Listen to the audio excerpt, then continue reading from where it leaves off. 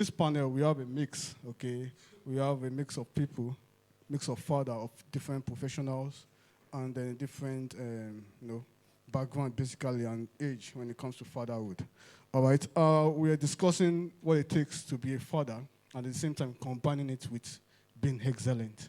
Okay. So with me this morning, I'll be inviting Mr. Robert Omotunde to be part of the panelists. All right. You're welcome, sir. Okay. And also Mr. Akintayo Dolapo.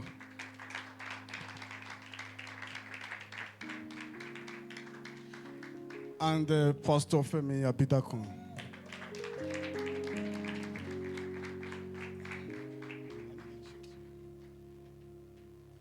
All right. So good morning, sir. Okay. Thank you. Okay.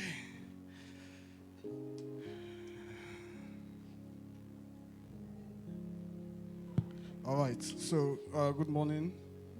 You're welcome. We're glad to have you join us today, and we are looking forward to insightful conversation. Okay, and also knowledge being passed down to like I said, we have a mix of fathers and professionals here, and we have different experiences. Even though like I said, this is the youngest Tamistos here today, so we have different experiences. Even though he's as young as I can say, he's a father. So I would like to put some questions to us and seek our opinion on it. Okay. I will start with Mr. Kintayo. Okay. He said we all admire the excelling man. Okay. I was thinking this morning when I woke up from the bed. I was thinking that our fathers, okay, their life, their generation was different. Okay. When you look back, say our grandfather, mostly they were farmers or hunters or stuff like that, and their lives was built around that. Their religion, the kind of family that they have. For example, if I was a farmer then, I probably have 2-3 wives because I need hands to work on the farm, and the kind of religion I practice might tend towards a God that will bring more harvest to my farm. But these days, that's not the case. We have different professions, and then at the same time, we have different challenges in the world. The world has gone, we were talking about fatherhood yesterday, and everybody was talking about different. We were watching a video about men's mentality, and we are all getting different opinions based on our experiences and our background. So, Mr. Akintayo, I would like to ask that we all admire the excelling man, okay? And can you share how achieving excellence in both your career and fatherhood, despite the challenges of balancing them? Okay, how you balance this? Okay, praise the Lord. I'm still young. My baby is less than a month. But there is a place, when we're preparing to be a husband, there's some aspect of life, there is aspect of being an husband that we don't really pay attention to. Let me share a little of it. Is the place of priesthood. Just like the Bible says that we're the priest in our home, just like Christ is the head of the church. And why, let me use, when I was still preparing to get married to my wife, or let me say when we're expecting our daughter, and she was saying something like, I'm going to be in the labor room with her. And I'm like, can I actually stand that, looking at you while you're going through all that? But then, on that same day, I'm going somewhere, sorry. So on that same day, I was with her. Then the Holy Spirit ministered to me that I have to be there, meaning that someone has to be in charge. Do you understand? That's the place of priesthood, meaning that no matter how, be it work, be it ministry, your family is very, very important. So managing time, prioritizing your family, then your work and all that. Then excelling in the work area is still prioritizing time, because I don't think there's anything more important to me than my family. even though the work is still where the provision comes through, right? But however it is not enough to provide, but it is much more better to be a father and to be the head or the priest in your home. Do you understand? So, irrespective of, however, in my work area, I've been in the business for a while now. I've mastered it to a point that I can even sit here and get things done. Do you understand? I can sit here and get things done. It just, I think COVID did a positive things to us to be able to work remotely, irrespective. You just say communication from here and there. Just call one person to do this and send it to your office and let your people get it done. So, but in the area of family, I'm still learning. But lately, just some weeks ago, my daughter was crying. She did not sleep, and my wife was disturbed, like, what is going on, because she can't talk, so we won't know what is going on. And my mother-in-law, who is around, just said that, you know what, just take her to her father, let her father pray for her. And I was like, and when she came to me and told me that, I was like, that's a place of priesthood, because you have to be in charge. And I pray and I pacify her, and she went asleep. So I took her back to the room. Okay. So it's very important to All right. prioritize family over any other thing. Thank you, sir. I'm coming to you now, sir. I was speaking from where you stopped. We were talking, like I said yesterday, and I mentioned that I resigned from my job recently. And basically, I've been working from home, okay, because I freelance now. But then I have my beautiful daughter. Then it occurred to me that if I had not done so, okay, I would have been able to manage. Now, my wife works, okay, she's not alone. We don't have any help. So how would we be able to manage taking care of her, a toddler, at the same time doing our work? As small as she is, as young as she is, she demands some time with me.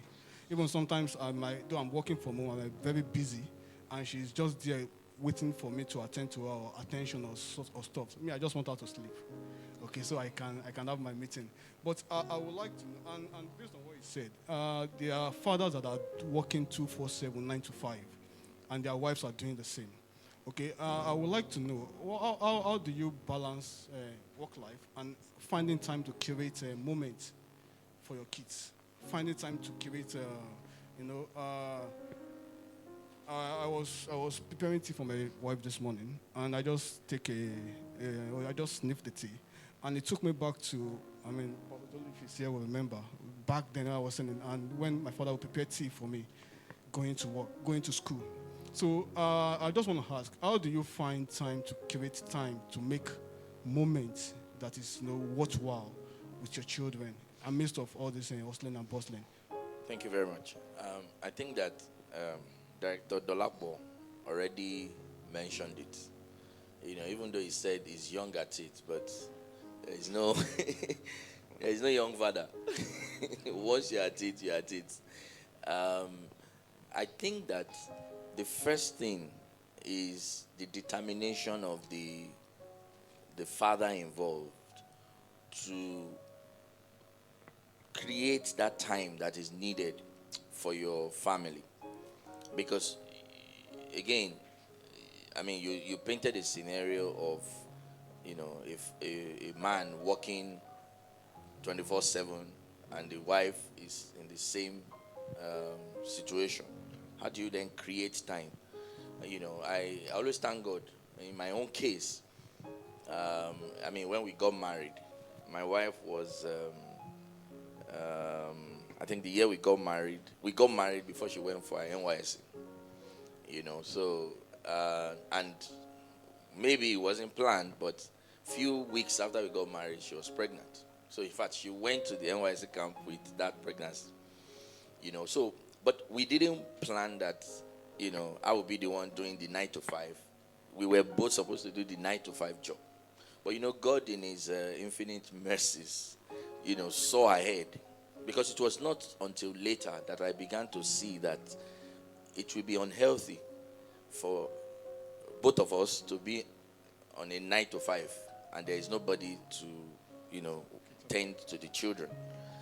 But that took a lot of time, a lot of understanding, because even after then, after we had our first baby, she was still trying to still get something, but I knew that it was not healthy for us. And I was not planning to resign. so I had to do a lot of, talking, understanding until God helped us. And she just gave up that dream and wanted to, pursue our own business, which was better, because one of the things I told her then was, see, if you get any job, this is how much they will pay you. But this business you are doing, look at how much you will make in 1 day, 2 days of job. You will have more than made what they will pay you as salary. So that made sense from that perspective. So, but that helped us a lot. So that because she's doing the heavy lifting, so all I now have to do was to now be available. And part of what I try to do is to be involved in the life of the children as much as, as men, we can never outdo the women. I think we should just accept. It's difficult to outdo them. A case in point is, when you gave me some of the points we are supposed to talk about, I was lost. I'm like, where do I start from? So I had to consult her. That, what do you think about this question? And I say, this. Do you understand what I'm trying to say? So it means that, they are the ones that we do most of the heavy lifting. So what the father now needs to do is to be available. So, she gave me a testimony and said, the children think that I'm an available father. I said, that's good. So, which means that, you have to go the extra mile, even though it's not convenient. I remember there are times that they will say, they needed the parents to be in the school because it's new term and they are just resuming that day, and I have to be in the office, but I will squeeze out time and just show up and then go back to the office. So all of those things matter to the children. And just quickly to touch on the part that Dr. Dolapo mentioned, which is that, for as a father, until you get to that point when you recognize your priesthood, you tend to struggle. Because, and for me, I also had that challenge, starting until I understood that, see, God has made you the priest of this home. I used to like the fact that my wife was prayerful, and I was not. Because you see a wife that is praying, I say, okay, so you have some prayerful backing. But that's not the order that it should be. You should both be prayerful, right? So until I understood that, things became much more easier. Availability as a father became easier. Doing your role as a father. I think some weeks ago she was telling me that it's like you don't even know how to get angry again. Because those days, any little thing I can be very upset. I'm like, why did you do this? Why did you do that? But as you continue to stay in your place as a priest of the home, the Holy Spirit is helping you to break down all those, your flesh, so that you can come to your rightful place. Thank you. Thank you so much, sir. Thank you, sir. Yeah, and to Pastor Femi, your daughter is my niece. Okay, and I understand sometimes she could be demanding, not in terms of if she wants to know something. She could be very, very demanding. So I would like to ask, how do you, approach difficult conversation? Because sometimes my nephews ask me questions, and I just find time to either chef it and come back to it later. But I know everybody can be, ask you, and she has to get the answer. So how do you approach as young as she is? Okay. Thank you. How do you approach difficult conversation with her? Okay. Thank you, sir. So the first thing I would say is that I think is very important is making them know that you indeed love them. That's the first thing. Because if you don't love them enough, and they know it will create that, freedom to talk to you, they won't come. I'll say that for Irede because sometimes, especially when a teacher said something to her, and maybe it's off, and she's saying it. Just like this, in fact, it happened this morning as we were coming to church. She said, Daddy, next week Wednesday is Democracy Day. I said, no, that we've had Democracy Day. That was why you didn't go to school last week Wednesday. She said, no. She started to argue. So our mom said, listen. I said, no. So I now told my wife, I said, "See, calm down. I understand. Sometimes these children, when they are teachers, I've said something to them. It's usually I've taught before, so I know what it is. Then they will tell us that be very careful. In fact, they will scrutinize your note of lesson so that you don't teach nonsense. Because once it gets to them that this is coming from their teachers, it will be very difficult to change it. So I told her, I said, don't worry. When you get to school, ask your teacher if you have had the holiday or not. The holiday you are going to have tomorrow and next will be a public holiday again. I mean, public holidays that government has given. He said, okay, she will ask. So for me, the first thing is to create that environment. You said critical discussions. Of course, we've not really gotten there. She's still young, but little by little, we are getting there. She'll bring some discussion sometimes. She has this particular friend in school that she always talks about. And from everything she has narrated about that boy, I could sense stubbornness in that boy. So I always would say to her, see, stop telling me about Oba. Talk about another friend. Don't do this, because I noticed that. Because I was saying she said they beat us today in school. Why did they beat you? They said we were making us. They said so, or you were actually making us. He said, they said so. You and who? He said, Oba. That's the first name she will always call. So I said, don't talk to me about Oba. And see, let me tell you have to choose some other friends. Do this, do that. So it's very important. Another thing I'll talk about is we need to study the time and place for such conversations. I mean, trying to find out the mood or understand the mood of that child. Because, for example, a child is hungry. You are bringing a talk. He can't walk. So you create an environment for such discussion. Another thing I'll talk about is being a listener. Listen to them. One of the ways to listen is don't try to judge the matters. They are talking about it. Calm down. Let him or her finish. Then you can. Don't try to interrupt. Sometimes because you have better knowledge about the subject matter, you want to quickly say no. But sometimes calm down, because that would usually lead to argument. And I've noticed that. So calm down. Let him or her finish. Then you can talk. Another thing that is very important is we need to stop invalidating their own thoughts. What they think about an issue. Don't try to say that is wrong immediately. At least calm down. Let them feel that, okay, you have thought, at least you have your own point. This is your understanding about this matter. It's very important. Don't just quickly have an issue. Just say from the beginning, as the person is talking, just say, no, what you are saying is not right. I have a daughter who will query you, actually. She would say, no, especially if she believes that she knows. So she want to. So sometimes I will allow her to calm down. When I see that she's settled, I will now talk to her. She's saying, see that? Okay. Then she can listen. It's very important, because what we really are trying to do is get them to be emotionally sound. God has given us the spirit of love, power, and sound mind. Tell them it can be honest. You have this. So it's just for them to be better.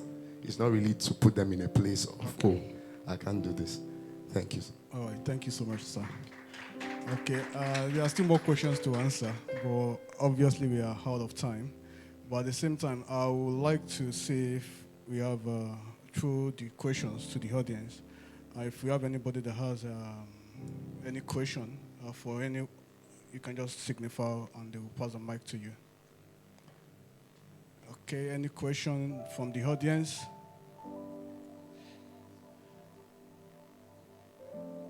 Okay. All right. Can you give her the mic? Thank you.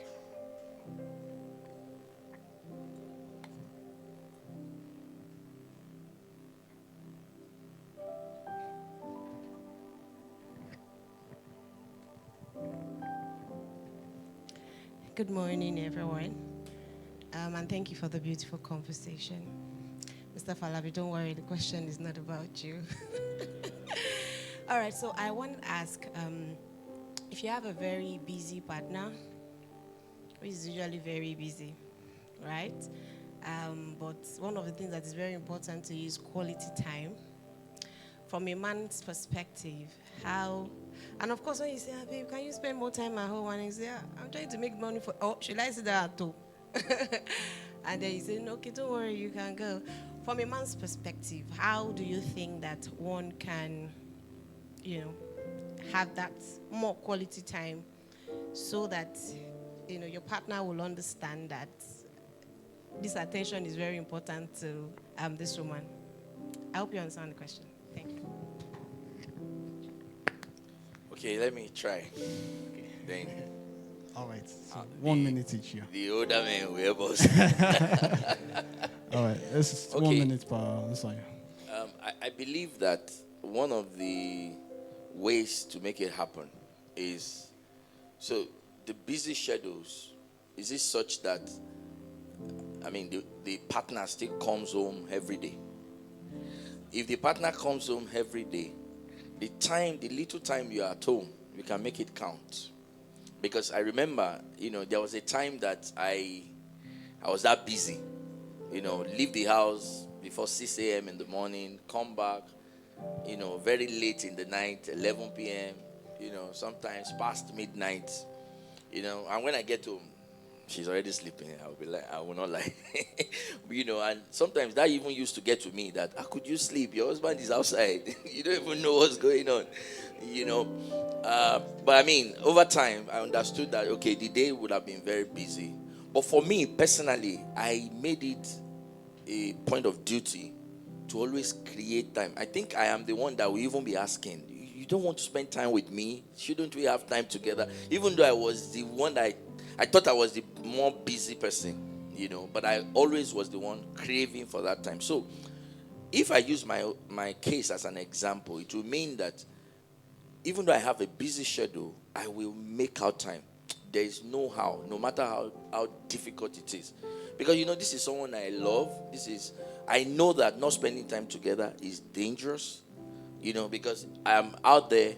I see a lot of girls out there, and you must keep your concentration to ensure that you are not carried away, because we are still emotional beings, whichever way you look at it. So when you are out there and you are busy as a partner, you will see men, you will see women, depending on whatever the case is. You must ensure that you are always falling back to your partner to create that intimacy. It's very important.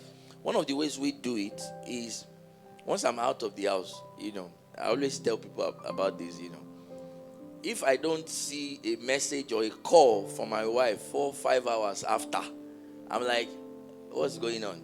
It can come from, either party, like, you have not called me, but I saw you before I left the house. That's one of the ways we build that intimacy, such that I'm looking forward to something to meet once I leave wherever I am, So I think that the commitment from the partner is very important to ensuring that intimacy happens. And when you see yourself, that's not the time to quarrel. That's the time to create, because that's the strategy of the devil. You don't have time, and then the little time you have, the devil will put one quarrel so that, that's what you'll be dealing with, God forbid. So you must ensure that, you will not allow hurt, Thank God that's the series we are working on. Thank you, sir. All right. Yeah, okay. Yes, my job is very demanding, but irrespective of it, I think for an average or to all women, that attention is more than provision to them, I think. And my wife is a very detailed person. If I leave the house now, he expects me to call her once I get to where I'm going. But I'm very bad at communication, I won't lie. But, she's a very detailed person. She will call me, where are you? So you've gotten to where you are and you cannot call me. Do you understand? But I'm trying to learn in the journey. But I've realized that I make every moment we spend together I make it count. Do you understand? I make it count in such a way that if I'm at home, she knows I'm at home. Sometimes some couples may just be in the room, she's in the living room or whatever. But no, I won't let her rest, definitely. But it's very important that you create that time. It's more important than the provision that you're working for. To them, it's very important. That time is very important. So just create it, no matter how small, every day, make it count, like Mr. Robert said. Okay. Thank you. Thank you. Just like the both of you have said, one thing is very important, and it's the fact that availability is key. Like for me, I'm a very playful person. So when I'm around, in fact, it's always a delight to be at home. They know. Because as much as I'm available to my children, it's also to my wife. So we play, we joke, we do all sort of things. But I want to speak to the practicality of this, especially when women say this. I want to take it from what she said, that you know that your husband is busy. Let's be factual. If you really know, I don't think troubles should be made out of that, since you know, except the man is not that responsible. Maybe he's lying, you can't really confirm what he's telling you. If you're aware, because I remember a time in my life, I was very busy. I would leave the house like 4:15 a.m. in the morning. Sometimes like to 12, I don't get back. So the only thing I would do is my just few hours in the office, I just have free time. I can just call, send a text. Very important. But I don't think it should be an issue if you both know that, the man is working for the house. So just like you said, it's true. So it won't be good if you bring it like a problem. You don't have time for me. No, I can't have the time. But like you said, Mr. Robert, when you now come home, that little time, we should make it count. That is very, very important, because it can be very, very painful sometimes when you now come in. And then it is that the question will come like an hammer. Why did you not do this? It can be very painful sometimes when you have done all just to be fine, just to do well, as a man. And then it looks like that is not really understood. It can be very painful, except you are not a responsible man. And I know, of course, for men, you should know what it is to be a man. I tell people that going into marriage is something that is personal. If you're not forced, you should know that your life is changing. That is what it means. So, as much as it's possible, let's have these discussions. Let's be sure of the fact that what he has said to me is true, what she has said to me is true, and then let's take it from there. All right. Thank you, sir. Hello, let me just lend this to what they've said regarding, because it's a very, very important question. Of course, like every other question has been asked, and good work to our panelists. It's been a great time learning from you guys. Can we put our hands together for them? I want you to open your Bible to 1 Corinthians chapter 7. We must find a scriptural basis for everything we discuss. We can't sincerely find everything. You must understand that while you open that, let me just quickly say this. Being busy is not gender-based. And in marriage, there are phases. All right? Just like they've said at some point in their lives, they were busy. Maybe not as busy as they used to be, or maybe because they've structured their work to be more available, or maybe they've grown up in the ladder of their job that gives them more time for the family. So it depends on the phase that you have. But more importantly, like they said, is to make every time that you spend together count. And why this is important is this. Have you opened to 1 Corinthians 7, 1 Corinthians 7 verse 3? Let husband render to his wife the affection due her, and likewise also the wife to her husband. Let the husband render to his wife the affection due her, and likewise also the wife to her husband. You see, it's balanced, right? Very balanced. And why this is important is this. Depending on the age of your marriage and the phase that you are, a time will come, especially at the early stage of marriage, maybe between age 1 and maybe 25 years. It's usually very, very busy and very demanding. That's the time you start having children will go to school, you are building your career, and etc. individually. If you do not create time for each other, when these activities are over, you will just realize that you've lost each other on the journey. So important, because your affection that you're giving to each other, despite the fact that you are busy, is an investment in time. And so when children are all gone to school, they've all gotten married, you are retired, you've not built anything together, really, apart from those activities. And so you see couples at that age, 30, saying, okay, so what are we doing together? We really lost touch of each other a long time ago. Our children are fine. We've done our projects. We are good.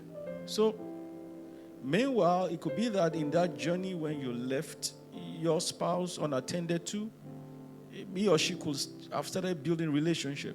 Not necessarily a moral relationship, but relationship that will eventually now accumulate to something that will affect the marriage. So it's important that no matter how busy you are, let this be the guide. Let the husband render to his wife the affection due.